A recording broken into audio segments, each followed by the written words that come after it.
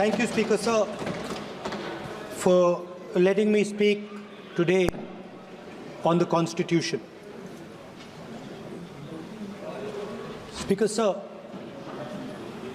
in my last few speeches, I spoke about the concept of Abhay Mudra, the concept of fearlessness, truth, and non-violence. And I showed the House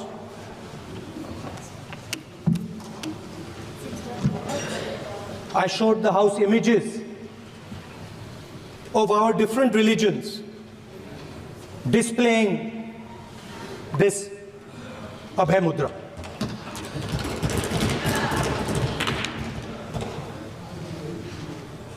People call the Constitution the longest written Constitution in the world. But the Constitution contains a set of ideas from one philosophy of our nation, one central philosophical set of ideas of our nation. When we look at the Constitution and we open the Constitution, we can hear the voice and the ideas of Ambedkar, of Mahatma Gandhi, of Jawaharlal Nehru. But where did those ideas come from? Those ideas came from an old, profound tradition in this country. Those ideas came from Shiva, from Guru Nanak, from Basavana, from Buddha, from Mahavir, from Kabir, from a list of people. So when we speak of the Constitution and we show the Constitution, of course it is a document of modern India, but it could never have been written without ancient India and her ideas. So when we look at this Constitution, we remember this list of people, all different variations on the same idea. And in front of us stand the people who follow a very different philosophical tradition. And I want to start my speech by quoting what the supreme leader, not of the BJP, but of the modern interpretation of the ideas of the RSS has to say about the Constitution of India and about how he thinks India should be run. The worst thing about the Constitution, the worst thing about the Constitution of India is that there is nothing Indian about it. Manusmriti is that scripture which is most worshipable after Vedas for our Hindu nation, and from which our ancient times have become the basis of our culture, customs, thought, and practice. This book, for centuries, has codified the spiritual and divine march of our nation. Today, Manusmriti is law. These are the words of Savarkar. Mr. Savarkar has clearly stated in his writings that there is nothing Indian about our Constitution. He has clearly stated that the book India is run by should be superseded by this book. And this is what the fight is about. Now, it's nice that all of you are so-called defending the Constitution. But I want to ask you, do you stand by your leader's words? Yes. Do you support your leader's words?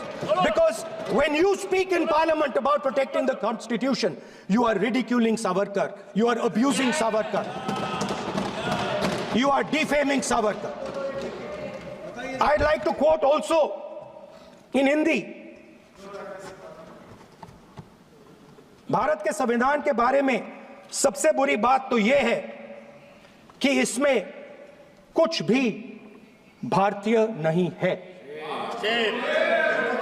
Bharat के संविधान के बारे में सबसे बुरी बात तो यह है कि इसमें कुछ भी भारतीय नहीं है। यह आपके नेता ने कहा था, जिसकी आप पूजा करते हैं। Speaker sir, I described in my first speech the idea of a battle taking place. I described the Mahabharata, described Kurukshetra. There is a battle taking place today in India. And on this side are the defenders of the idea of the Constitution. And from each state we have one. If you ask us Tamil Nadu, we will tell you Periyar. If you ask us Karnataka, we will say Basavana. If you ask us Maharashtra, we will say Phule ji, Ambedkar ji. If you ask us Gujarat, we will say Mahatma Gandhi. आप speaker को You praise these people. You praise these people hesitatingly because you have to. But the truth is that you want India to be run the way it used to be run. जैसे हिंदुस्तान पहले चलाया जाता था, वैसे ही आप हिंदुस्तान को चलाना चाहते हो। मैं बता रहा हूं, आ रहा हूं। पेशेंस रखिए थोड़ी, इतना एक्साइटमेंट नहीं होना चाहिए। स्पीकर सर, जब मैं छोटा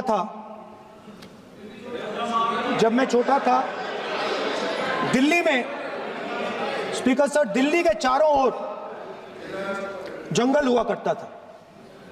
जो आज यहां रहते हैं उनको ताजुब होगा कि एम्स के बिल्कुल बगल में जंगल शुरू होता था। जहां रेलवे म्यूजियम है वहां पे जंगल शुरू होता था। वैसे ही जंगल में, दोनों नॉर्थ और साउथ, वैसे ही जंगल में हजारों साल पहले एक युवा, 6-7 साल का युवा, हर रोज सुबह उठ के 4 बजे उठ के एक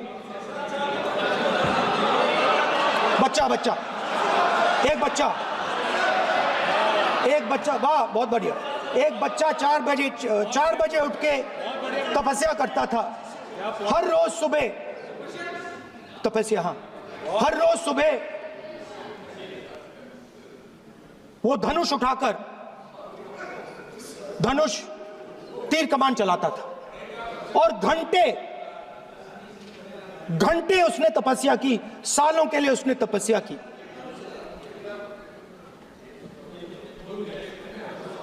पास लोगों को पता लगने लगा कि लड़का है। यही तो आप नहीं समझ सकते हो, यही तो प्रॉब्लम है। धनुष में तपस्या है, मनरेगा के काम करने में तपस्या है। तपस्या का मतलब शरीर में गर्मी पैदा करना, समझिए। हाँ, तब का ये मतलब है, तपस्या का ये मतलब है। तो ये तपस्या कर रहा था, लोगों को पता लगा और वो गुरु के पास गया। लड़के का नाम एकलव्य था और वो गुरु के पास गया और उसने कहा, गुरु द्रोणाचार्य जी,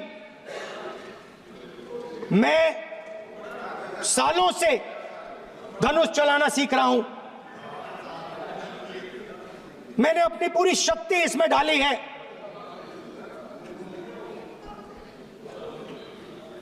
आप मेरी मदद कीजिए।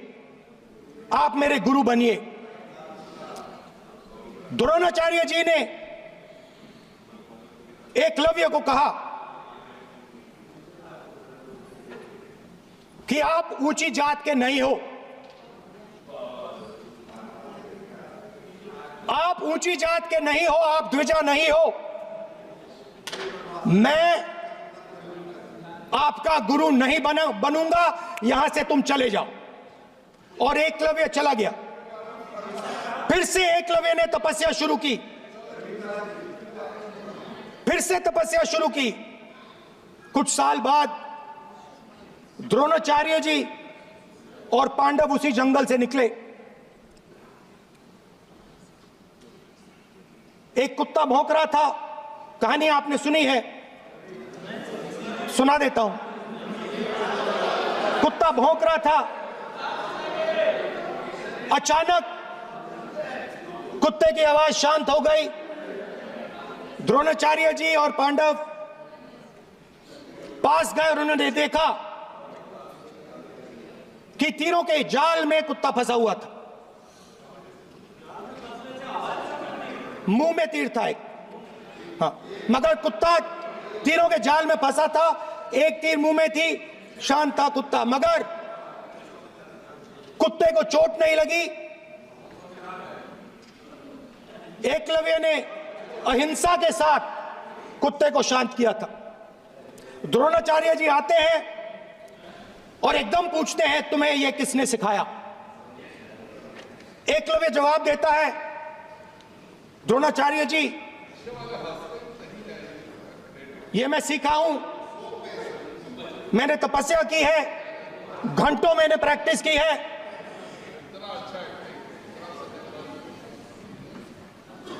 आपने मुझे गुरु बनने से मना किया था, तो मैंने एक मूर्ति,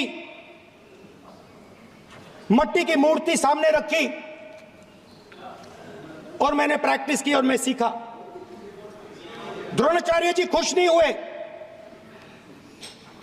द्रोणाचार्य जी ने एकदम कहा, तुम्हें मुझे गुरु दक्षिणा देनी है। नहीं नहीं, ये आपकी स्टोरी है, ये आपकी स्टोरी है। मेरी स्टोरी है कि द्रोणाचार्य ने पूछा।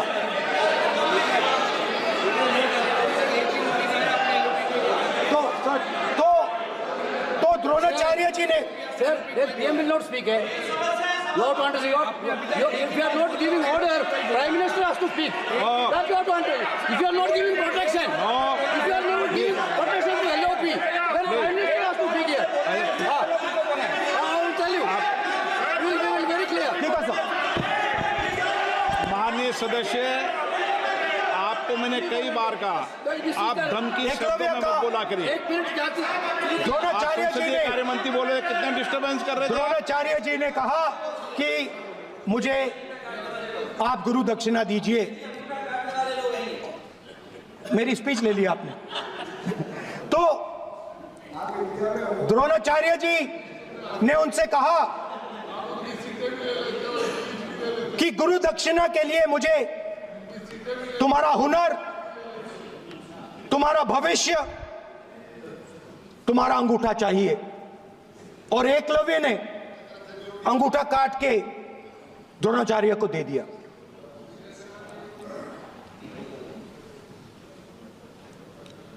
यह अभय मुद्रा है। इसमें कॉन्फिडेंस,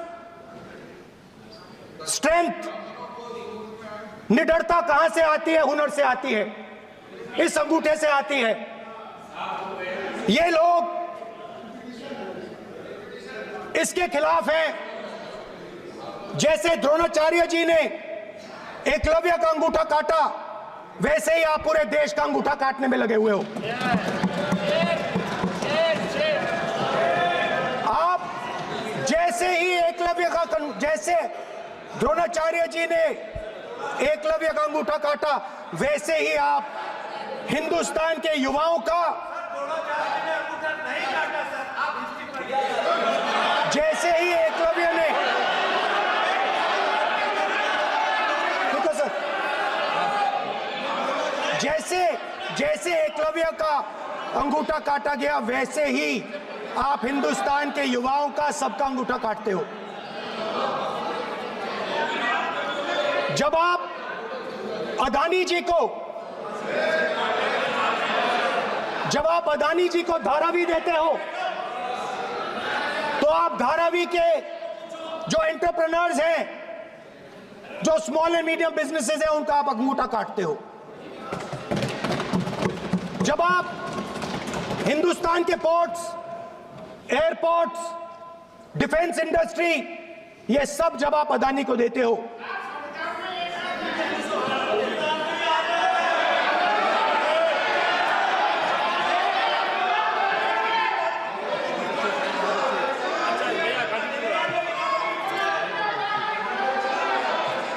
हिंदुस्तान के सारे जो फेयर प्ले बिजनेसेस हैं, जो ईमानदारी से काम करते हैं, आप उन सब का अंगूठा काटते हो जब आप अदानी की मदद करते हो।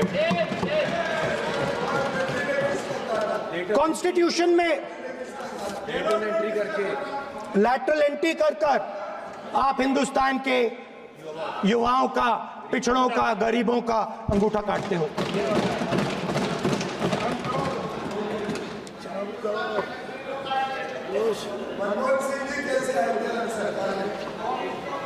सर, स्पीकर सर, जैसे एकलव्य ने प्रैक्टिस की थी, वैसे ही हिंदुस्तान के युवा सुबह उठकर 4 बजे उठकर अलग अलग एग्जाम्स की तैयारी करते हैं।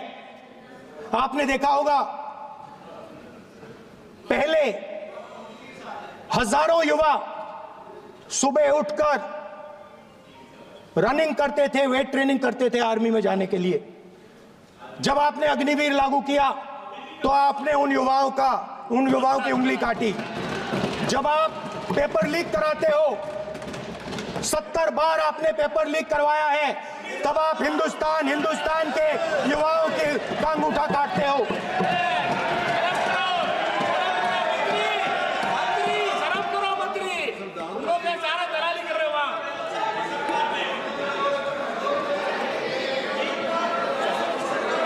आज बाहर, दिल्ली के बाहर आपने किसानों पर टीयर गैस चलाया है, आपने किसानों पर लाठीचार्ज किया है।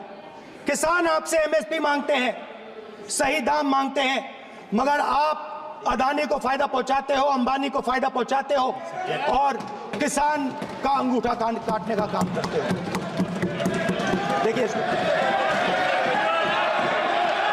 हम कहते हैं अभय मुद्रा, हम कहते हैं डरो मत, आप कहते हो हम आपका अंगूठा काट देंगे। ये फर्क है। एक तरफ कौन सर बोले, मेरे कहना है कि हम एक मिनट प्लीज बैठिए, आप बैठिए, प्लीज बैठिए, आप बैठिए।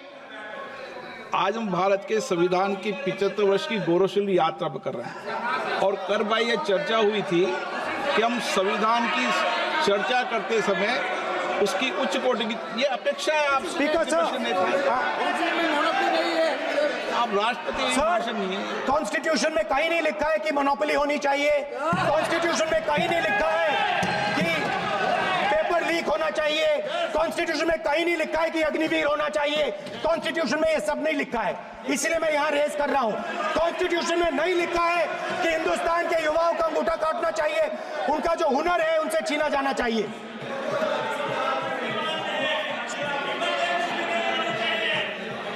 बैठे कर रहे हैं सर, 5 बजे अब भी बैठे करेंगे। अब कुछ नहीं बोलना है उसको, 5 बजे देखिएगा, 5 बजे देखिएगा क्या करते हैं। स्पीकर सर, मिलेगा। मैं कुछ दिन पहले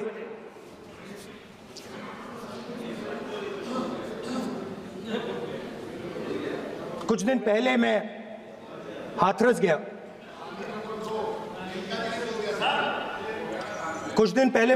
गया।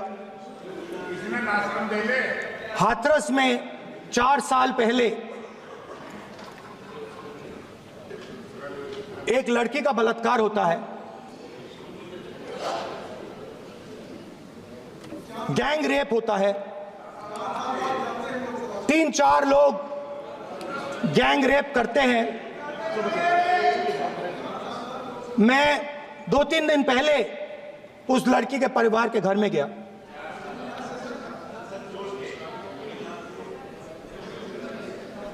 जिन्होंने गैंग रेप किया वो बाहर घूम रहे हैं और लड़की का परिवार अपने घर में बंद है। लड़की का परिवार बाहर नहीं जा सकता है। जो अपराधी हैं वो उनको रोज धमकाते हैं और वो बाहर घूमते हैं।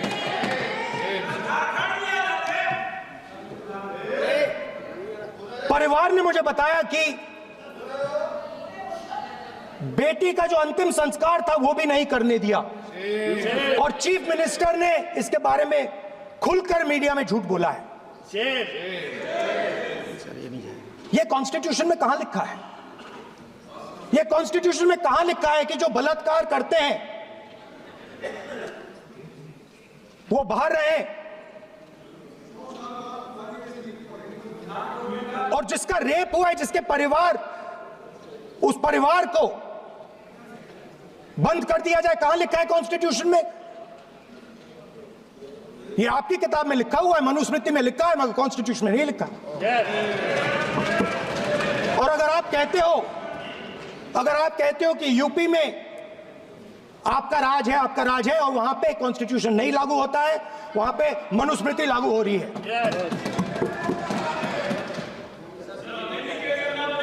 परिवार ने मुझे कहा कि यूपी की सरकार ने उन्हें वायदा किया था, कहा था कि हम आपका रिलोकेशन करेंगे, आपको कहीं और रहने की जमीन देंगे। आज तक 4 साल हो गए हैं, आज तक उनका रिलोकेशन नहीं किया गया है। और हर रोज उन्होंने मुझे फोटो दिखाई, वो बाहर निकलते हैं और जिन्होंने बलात्कार किया वो धमकाते हैं उनको। तो मैं इस हाउस में कहना चाहता हूं कि अंबेडकर जी के संविधान वाले लोग, इंडिया गठबंधन वाले लोग, हम सब मिलकर उस परिवार का रिलोकेशन हम करेंगे अगर आप नहीं करोगे तो। और हिंदुस्तान के हर गरीब व्यक्ति को हम ये कहना चाहते हैं, आपकी रक्षा कॉन्स्टिट्यूशन करता है और ये बीजेपी के लोग कॉन्स्टिट्यूशन पर 24 घंटा आक्रमण करते रहते हैं। कॉन्स्टिट्यूशन में लिखा है prohibition of discrimination on grounds of religion, race, caste, sex और place of birth. The state shall not discriminate against any citizen on grounds only of religion, race, caste, sex, place of birth, or any of them. Some days back, youngsters from Sambal came to see me.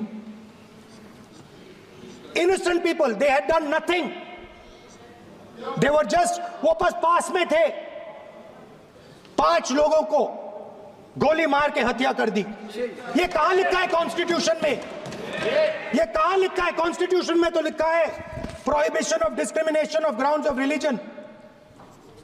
और जहां भी आप जाते हो, एक धर्म को दूसरे धर्म से लड़ाते हो, नफरत फैलाते हो। कहां लिखा है कॉन्स्टिट्यूशन में? कहां लिखा है कॉन्स्टिट्यूशन में कि एक धर्म को दूसरे धर्म से लड़ाना है? कहां लिखा है कॉन्स्टिट्यूशन में कि दलित परिवार को बंद करके अंदर रखना है और उनके अपराधियों को बाहर घूमने देना है? कौन से कॉन्स्टिट्यूशन में लिखा है? मुझे दिखाइए।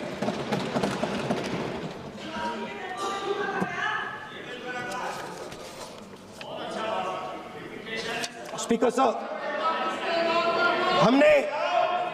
हमारी जो विचारधारा है, इंडिया गठबंधन की विचारधारा है, वो देश में कॉन्स्टिट्यूशन लाई है।